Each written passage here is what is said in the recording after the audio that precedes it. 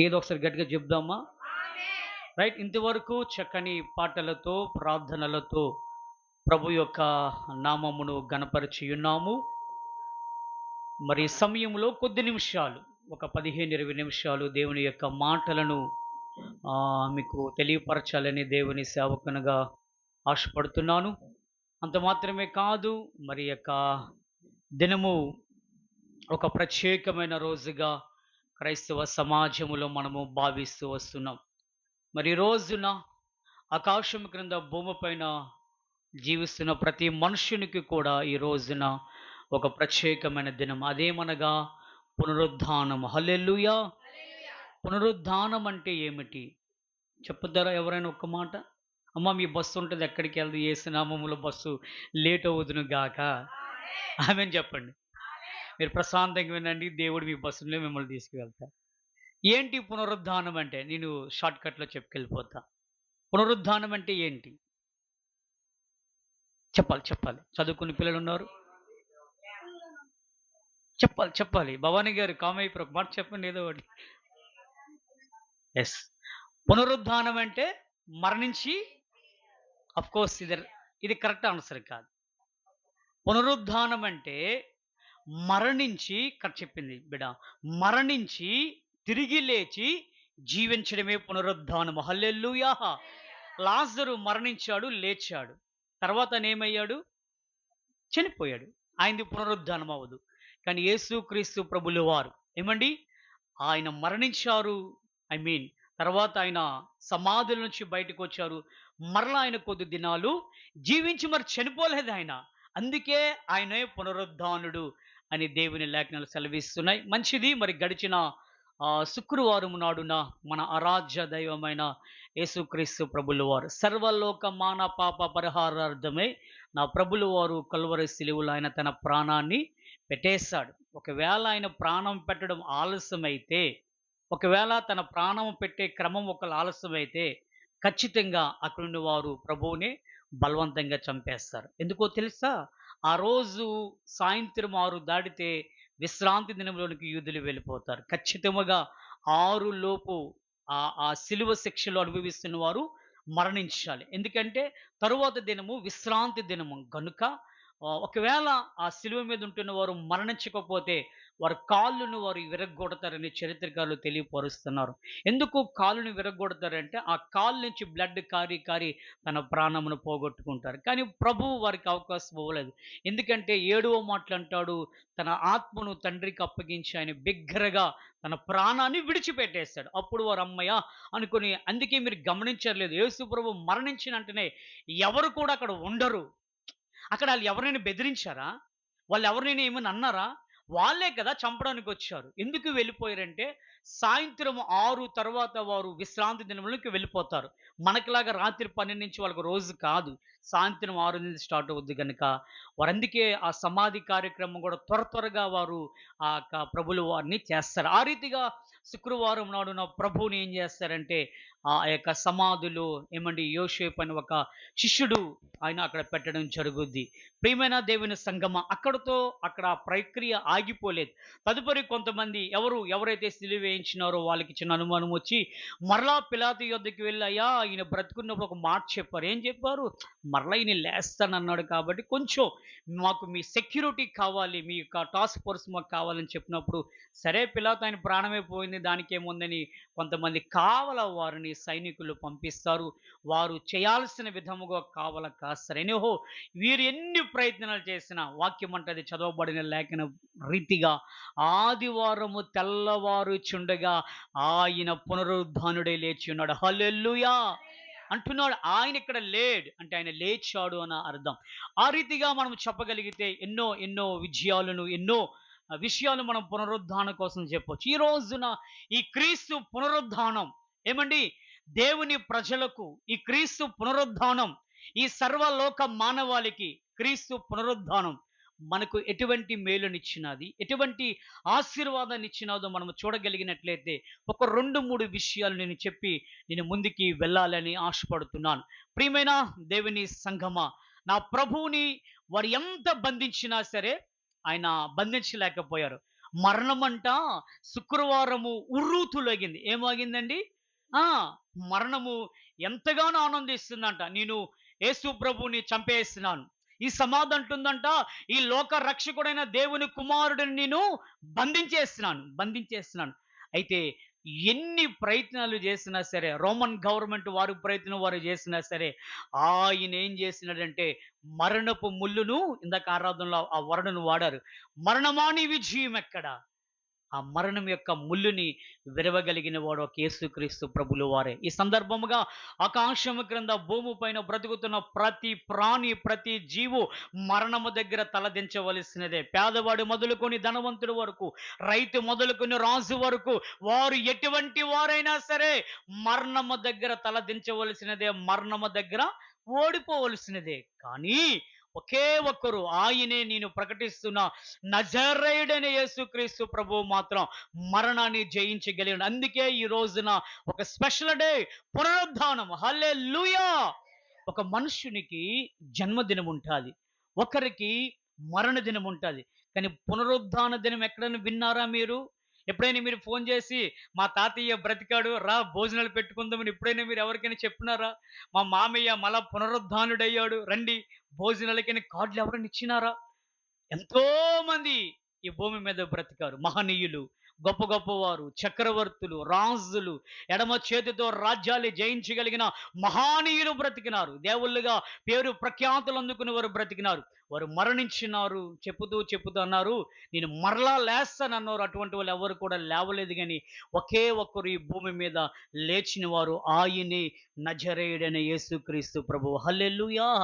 ఆ రీతిగా ఆయన పునరుద్ధానము ఎంతో గొప్ప చరిత్ర కలిగి ఉన్నది. అంత మాత్రమే కాదు, నేటికి సజీవమైన సాక్ష్యము ఈ రోజుకు కూడా ఆయన పునరుద్ధాన విషయమే కనిపిస్తూ వస్తుంది. ఆ రీతిగా ప్రియమైన దేవుని సంగమా, ఈ పునరుద్ధానము ఏ ఆశీర్వాదాన్ని దేవుని ప్రజలకు ఇస్తుంది? ఈ పునరుద్ధానము ఈ లోకానికి ఎటువంటి దీవెన కలుగు చేస్తుంది మనం చూడగలిగితే మూడు విషయాలు ఒక చోట వ్రాయబడి ఉంటుంది. ఏమండి? ఆదివారము తెల్లవారుచుండగా కొంతమంది స్త్రీలు ప్రభుల వారిని వెతకడానికి, కొన్ని సుగంధ ద్రవ్యాలు ఆయనకి పూయడానికి ఏమండి వారు వచ్చినప్పుడు, వారు దూరముగా చూస్తున్నప్పుడు ఆ సమాధి ఎలా కనిపించింది? మీరు గమనించండి. సమాధి అంటే మనం ఉదయం వెళ్ళేమే ఆ సమాధి కాదు.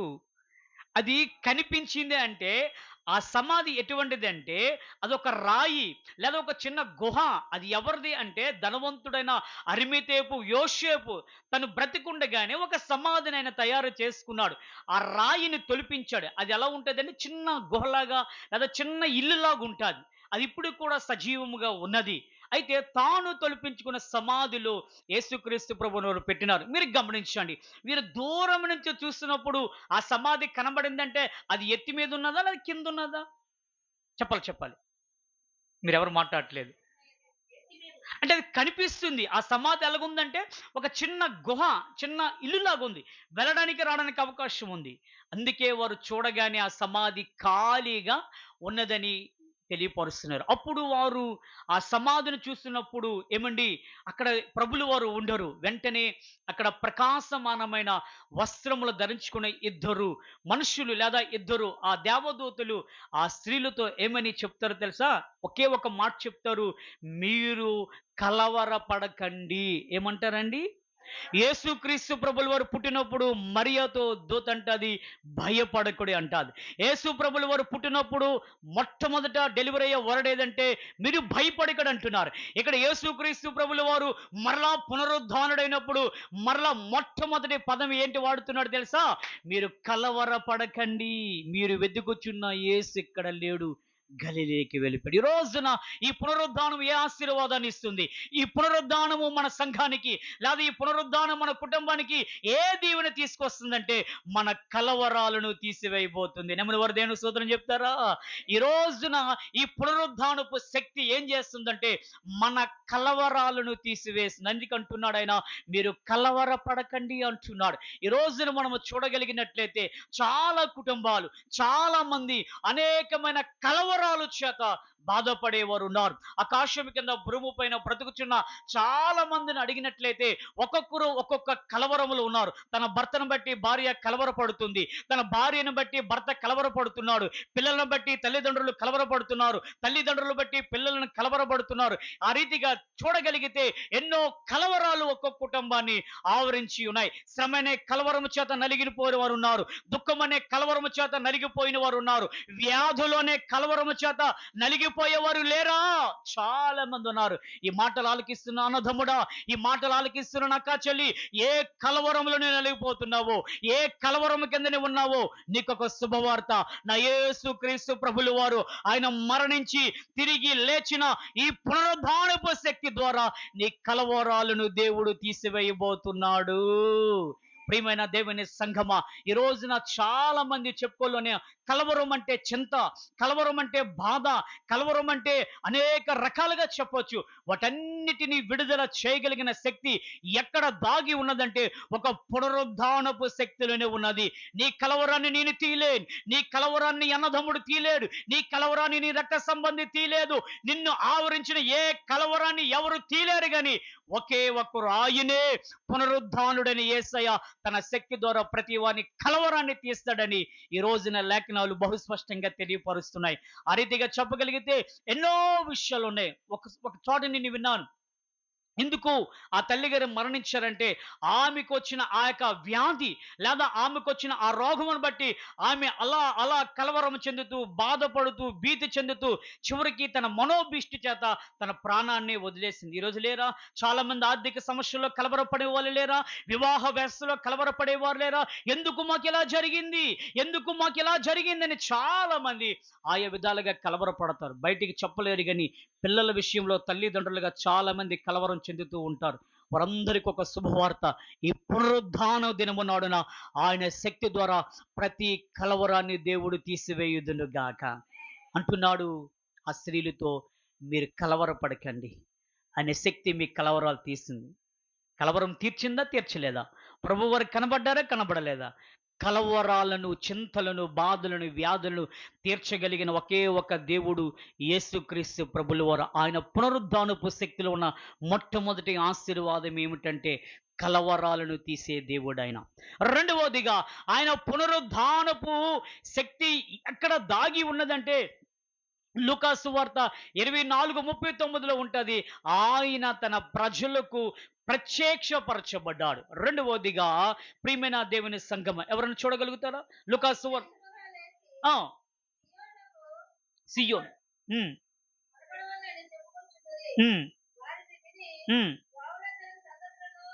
లూకాసు వార్త 24:39 అండి.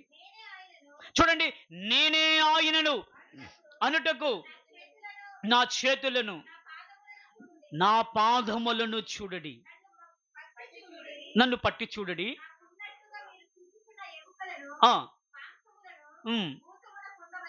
రైట్, థ్యాంక్ యూ అమ్మా. రెండవదిగా ఈ పునరుద్ధానపు శక్తి తన ప్రజలకు, ఈ ప్రపంచానికి ఏ ఆశీర్వాదాన్ని ఇస్తుందంటే రెండవదిగా ఈ పునరుద్ధానపు శక్తి ద్వారా ఆయన ప్రత్యక్షమయ్యాడు లేదా ప్రత్యక్షపరుచుకున్నాడు. ప్రియమైన దేవుని సంగమ, ఇక్కడ వాక్యం అంటుంది ఆయన మరలా లేచిన తర్వాత ఎవరికి కనబడకుండా ఉండలేదైనా. వాక్యం అంటుంది యేసుక్రీస్తు ప్రభుల వారు పునరుద్ధానుడైన తర్వాత 40 రోజులు భూమి మీద ఉన్నారు. ఎన్ని రోజులు ఉన్నారండి ఆయన? ఏదో ఒక గంట కనబడి మాయమైపోలేదు, ఏదో ఒక రోజు కనపడిపోయి మాయమైపోలేదు. ఇదిగో 40 రోజులు తన్ను తాను ప్రత్యక్షపరుచుకున్నాడు. ప్రియమైన దేవుని సంగమా, అనేక మంది స్త్రీలకు కనబడ్డాడు, శిష్యులకు 2-3 పర్యాయాలు కనబడ్డాడు. ఒకసారి శిష్యులకు కనబడినప్పుడు అక్కడ తోమ ఉండడు.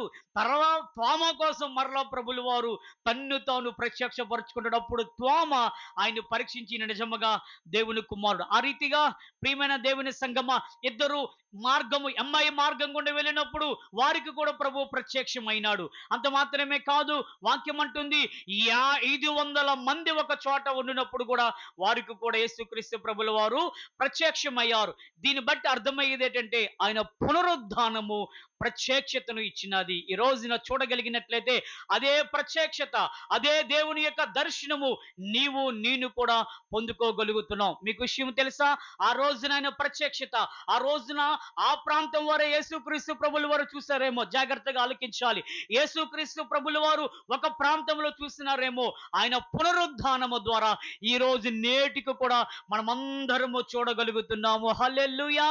ఆయన పునరుద్ధానము ఈ రోజున లోకానికి ప్రత్యక్షత అయిందంటే, లోకానికైనా అగుపరచబడ్డాడు, తన్ను తాను కనపరుచుకున్నాడు. ప్రియమైన దేవుని సంగమా, పునరుద్ధానం వరకు ప్రభుల వారు కొన్ని ప్రాంతాల్లో ఆయన సంచరించినాడు. పునరుద్ధానము తర్వాత ఈ రోజు మన ప్రాంతంలో కూడా తన్ను తాను అగ్గుపడుతూనే వస్తున్నాడు. నువ్వు ప్రార్థన చేస్తున్నప్పుడు ఆయన నీకు ప్రత్యక్షం అవుతాడు. నువ్వు స్తుతి ఆరాధనలో ప్రభువుని గణపరిచినప్పుడు ఆయన నీకు ప్రత్యక్షం అవుతాడు.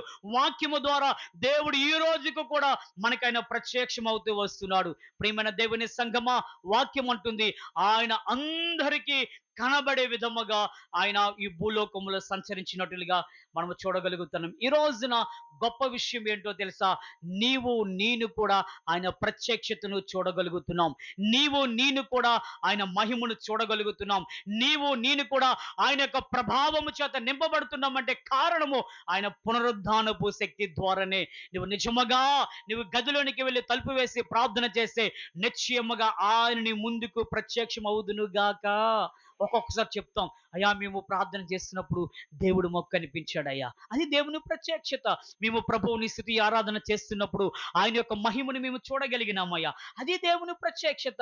అయ్యా మేము వాక్యము వింటున్నప్పుడు ఒక్కొక్క మాట మా యొద్దకు వచ్చింది అంటే, వాక్యపు ప్రత్యక్షతలో కూడా దేవుడు మన యొద్దకు రాగలుగుతున్నాడు. ఒకప్పుడు ఆయన అతి పరిశుద్ధమైన స్థలములో ఉండిన దేవుడు ఈ పునరుద్ధానము ద్వారా మన మధ్యకు కూడా దిగి వచ్చినాడు. ప్రియమైన దేవుని సంగమ, రెండవదిగా ఈ పునరుద్ధానపు యొక్క ఆశీర్వాదం ఏమిటి అంటే, ఆయన తన్ను తాను అగపరచబడ్డాడు లేదా ప్రత్యక్షపరచబడ్డాడు.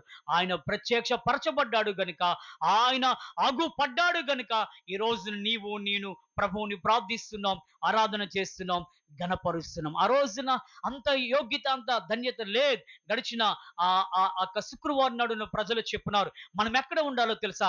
ఆవరణములో ఉండాలి.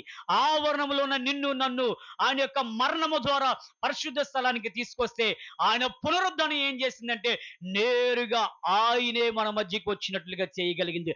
అంత శక్తి ఈ పునరుద్ధానపు శక్తి ఉన్నది. ఈ రోజున అదే పునరుద్ధానపు శక్తి నువ్వు పొందుకోగలిగితే, అదే పునరుద్ధానపు శక్తిని నువ్వు పొందుకోగలిగితే, ఆయన నీ మధ్యన నివాసము చేయగలిగిన దేవుడైన. ఆనాడు ఎంతో మంది భక్తుల మధ్య ఆయన ప్రత్యక్షతను కనపరిచాడు. ఎంతో మంది భక్తులతో కలిసి ఆయన అగుపడినట్లుగా దేవుని యొక్క లేఖనాలు సెలవిస్తున్నాయి. ఆ రీతిగా 40 రోజులు ఆయన ఈ భూమి మీద తన ప్రత్యక్షతను కనపరిచాడు. ఏదో ఒక గంట ఉండి ఆయన మాయమైపోయి 40 రోజులు అంటే ఆయన దైవ కుమారుడిగా, ఆయన ఒక దైవత్వముతో నింపబడి ఉన్నాడు. ఇక్కడే చాలా మంది చాలా విధాలుగా చెప్పారు.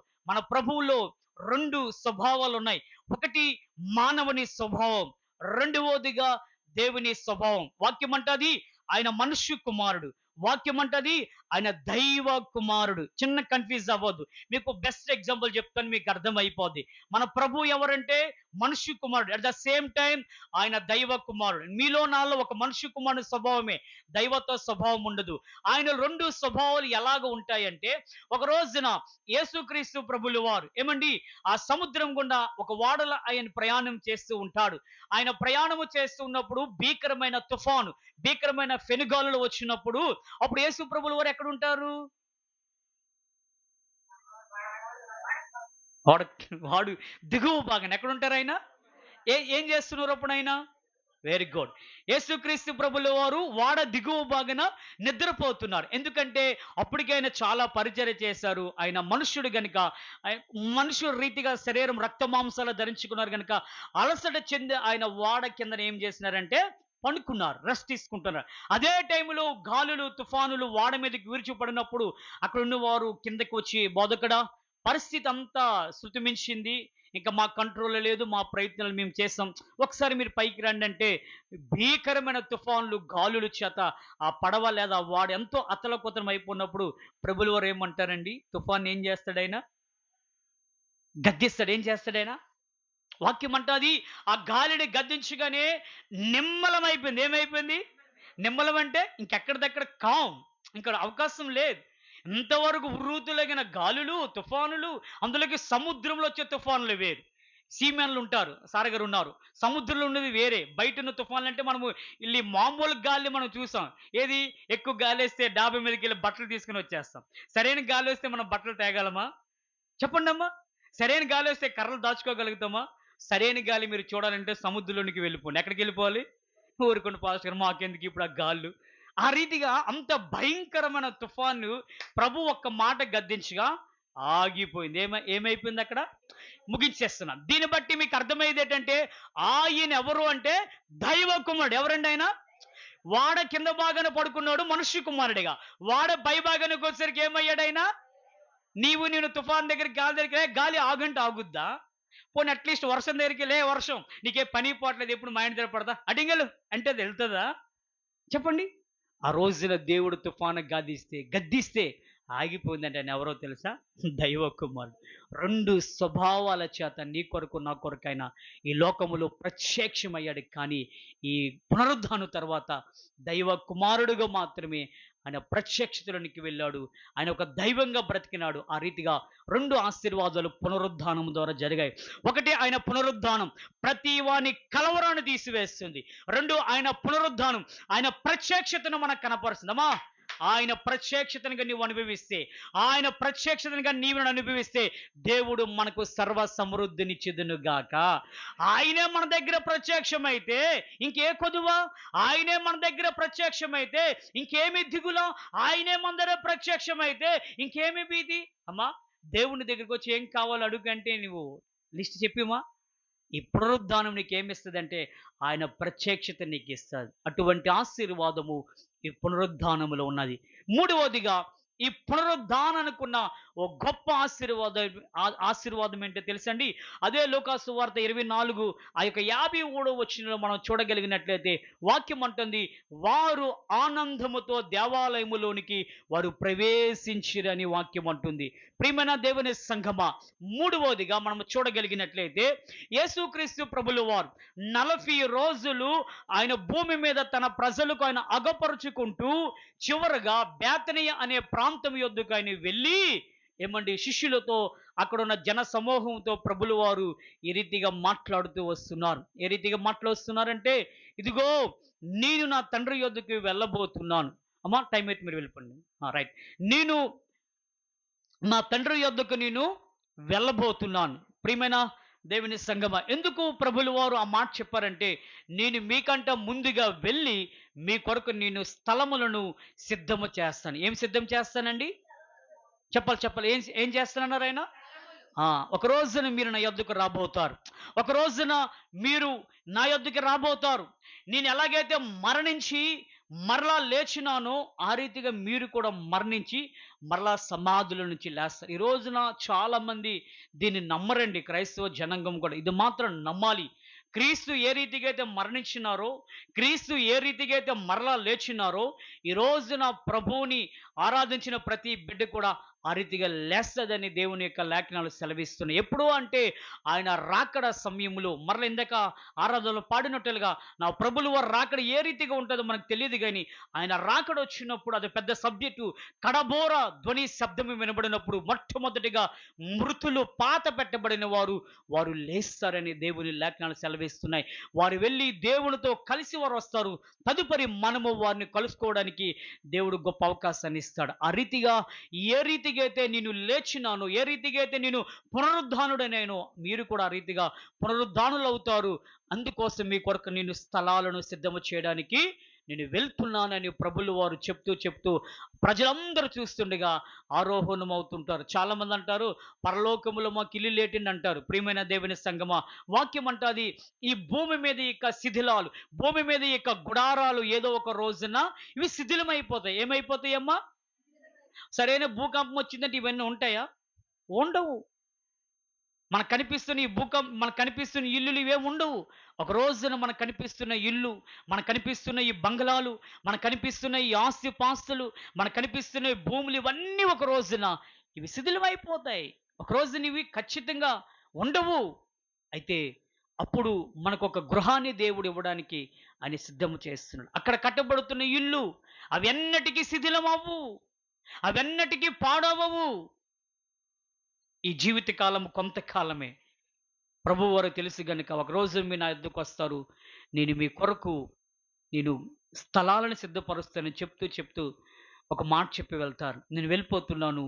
మీ కొరకు నేను పరిశుద్ధాత్మను ఆదరణకర్తను పంపించి వెళ్తున్నానని చెప్తాడు. మూడవదిగా వారు దేవాలయములోనికి ఆనందముతో వెళ్ళడం గల కారణం ఏంటంటే పరిశుద్ధాత్ముడు పంపించాడనే సంతోషంతో వారు వెళ్తున్నారు. ఆ రీతిగా యేసుక్రీస్తు ప్రభులో పునరుద్ధానం ఇచ్చే ఆశీర్వాదం ఏంటంటే సంఘ స్థాపన జరిగినది. ప్రియమైన దేవుని సంగమా, ఆ పునరుద్ధాన తర్వాతే ఈ రోజున ఈ సంఘాలు కట్టబడ్డాయి. ఆయన పునరుద్ధాన తర్వాతనే ఈ రోజున సంఘ స్థాపనలు జరిగినాయి. బ్రతుకున్నప్పుడు అంటాడు పేతురుతో, నువ్వు నా బండ మీద నా సంఘాన్ని కట్టగలుగుతావా, నా మందను నువ్వు కాయగలుగుతావా అంటే ప్రభులు వారు చనిపోయే ముందే ఆయనకు ఆలోచన కలిగి ఉన్నాడు. ఈ రోజున ఆయన పునరుద్ధానము నిన్ను నన్ను ఈ రోజున ఇక్కడ కూర్చుండబెట్టింది, నిలవబెట్టింది. ఎందుకు సంఘం అంటే ఒక రోజున ఈ సార్వత్రిక సంఘము ఆయన దగ్గరికి వెళ్ళవలసినది.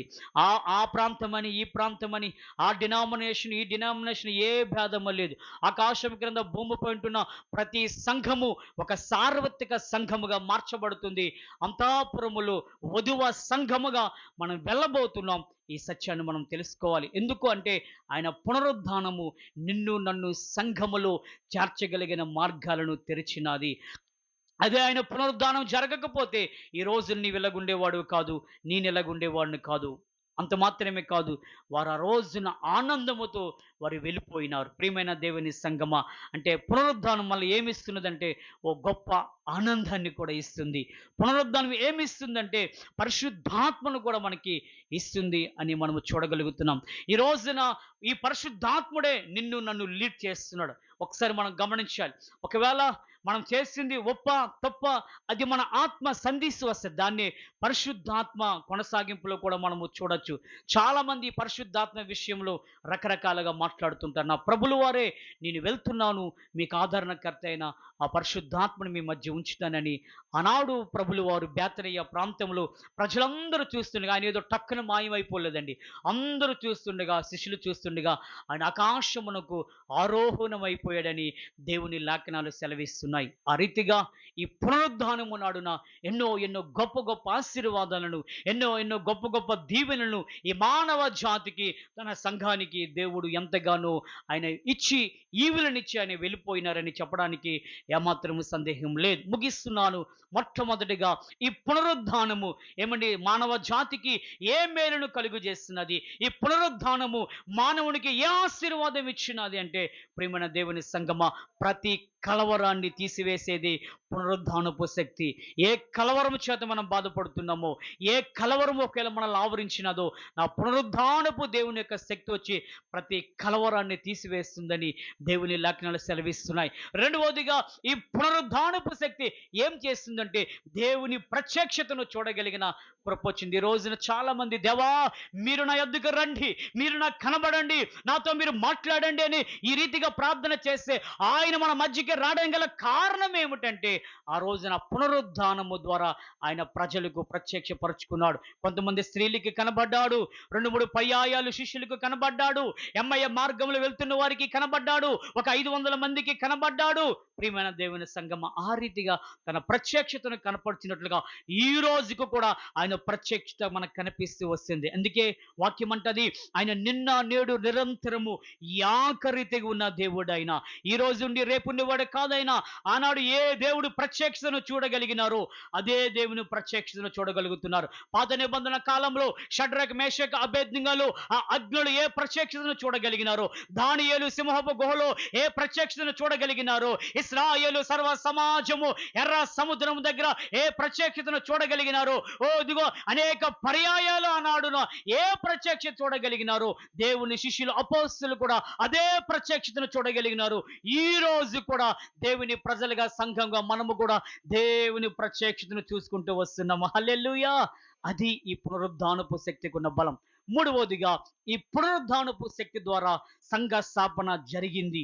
ఈ సంఘ స్థాపన జరగడానికి ఆయన పరిశుద్ధాత్ముడును ఆదరణకర్తను మన మధ్య ఉంచి ఆయన ఆకాశమునకు ఆరోహమైపోయినాడు. మరలా ఆయన రాబోతున్నాడు.